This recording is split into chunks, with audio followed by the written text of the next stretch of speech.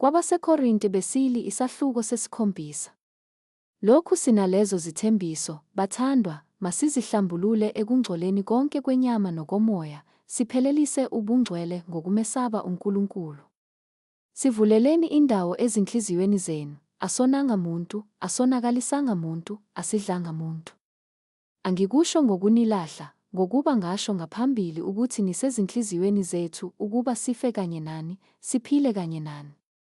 Nginesibindi esikhulu ngani, nginokuzibonga okukhulu ngani, ngigcwele induduzo, nginentokozo enkulu kakhulu phezu kosizi lonke esinalo.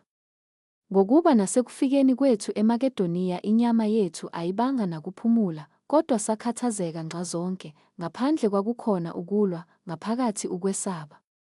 Nokho uNkulunkulu oduduza abadanileyo usiduduzile thina ngokufika kukaThithu, kungabi ngokufika kwakhe kuphela, kodwa nangenduduzo aduduzwa ngayo ngani, esilandisa ngokungilangazelela kwenu, nangokungililela kwenu, nangokungishisekela kwenu. Ngaze ngathokoza kakhulu.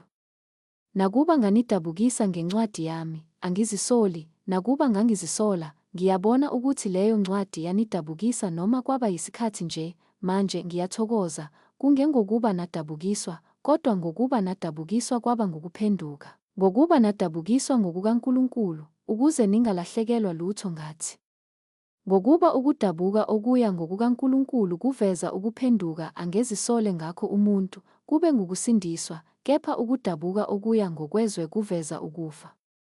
Ngokuba bhekani, khona lokho kudabukiswa kwenu ngokukaNkulunkulu kwaveza kini ukukhuthala okungaka, yebo, nokuziphendulela, nokuthukuthela, nokwesaba, nokulangazela, nokushiseka, nokuphindisela.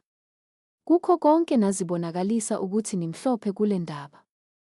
Ngakho nakuba nganilobela, angilobanga ngenxa yowonileyo nokuba ngenxa yowoniweyo, kodwa ukuze ukukhuthala kwenu ngenxa yethu kubonakaliswe kini phambi kukaNkulunkulu. Ngalokho siduduzekile. Nasekududuzekeni kwethu sathokoza impela, ikakhulu ngokuthokoza kukaThithu, ngokuba umoya wakhe uhlunyelelwe yinina nonke, ngokuba uma ngake ngazincoma ngento kuyena ngani, angijabhiswanga, kepha njengokuba konke esakukhuluma kini kwakuyiqiniso, kanjalo nokuzibonga kwethu kuThithu kwaba yiqiniso.